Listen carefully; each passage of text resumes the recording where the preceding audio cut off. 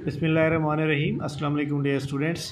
सफ़ेद GK academy के YouTube channel के साथ आज की ताज़ा तरीन अपडेट्स और पीपीएससी के अबाउट जितनी भी आज की न्यूज़ हैं तमाम तलबा तलबात को शामिल कहते हैं।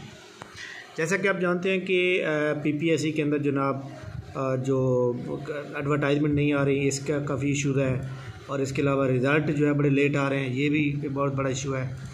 तो खैर हम दुआ करते हैं कि अल्लाह ताला जो है बहुत जल्द ये मसाइल हल करे, क्योंकि आपको पता है कोरोना की वजह से काफ़ी सारी चीज़ें जो है वो पेंडिंग में जा रही हैं। लेकिन कोरोना तो ख़त्म हो गया अब, लेकिन अब गवर्नमेंट को चाहिए कि जनाब थोड़ा सी तेज़ी लाए। आज की ताज़ा तरीन न्यूज़ के मुताबिक सबसे पहले रिटन रिज़ल्ट की बात करें तो रिटन रिज़ल्ट के अंदर जनाब जो इस वक्त सूरत हाल है वो फर्स्ट डिपार्टमेंटल एग्ज़ामिनेशन ये रिज़ल्ट डिक्लेयर हुआ। असिस्टेंट डायरेक्टर प्लानिंग और ये जनाब planning and development board bureau strategy इसका रिज़ल्ट आउट किया और स्टेनोग्राफर पंजाब पुलिस का रिज़ल्ट आउट किया। फाइनल रिज़ल्ट की बात की जाए तो फाइनल रिज़ल्ट के अंदर एक बहुत बड़ी गुड न्यूज़ भी हमारे पास मौजूद है, जिसके अंदर जनाब दो रिज़ल्ट है। एक sub inspector service Kota Faisalabad का आया और सर्विस सेंट्रल ऑफिशियल बिहाड़ी का रिज़ल्ट आया। तो इसके अंदर जनाब हमारे ऑनलाइन स्टूडेंट ये जनाब मैं अभी उनका इंटरव्यू भी शेयर करूँगा। काफ़ी सारे इंटरव्यू हैं जो मैंने शेयर करने मेरे पास मौजूद हैं, बस शेयर करने हैं। ये मोहम्मद दानिश रज़ा जो हैं ये सिलेक्ट हो चुके हैं 13वें नंबर पर, ठीक है, मेरे नंबर 13 पर हैं और ये आज एससीओ बिहाड़ी का रिज़ल्ट आउट हो गया। बाकी एससीओ जितने भी रहते हैं मुल्तान खानेवाल का ख़ास तौर पर उनका रिज़ल्ट भी इसी वीक के अंदर आने का फुल इम्कान है। इसके अलावा जनाब अगर हम बात करें एग्ज़ाम शेड्यूल की तो जितने पेपर 26-27 मार्च को होने थे वो कैंसिल हो गए थे, अब वो 2 और 3 अप्रैल को होने हैं। तो उनकी रूल नंबर स्लिप जो है यहाँ पे अपलोड कर दी गई हैं और आप इसको यहाँ से डाउनलोड कर सकते हैं। इंटरव्यू की बात करें तो इंटरव्यू के अंदर जो आपके पास जनाब ख़ास तौर पर आपको पता है सब इंस्पेक्टर जो है सब इंस्पेक्टर डीजी खां का इंटरव्यू उन्होंने मज़ीद अपडेट किया है कि 4, 5, 6 को जो है इंटरव्यू होगा और डीजी खां का इंटरव्यू 7 और 8 अप्रैल को भी होगा। मुल्तान में भी होगा, डीजी खां में भी होगा।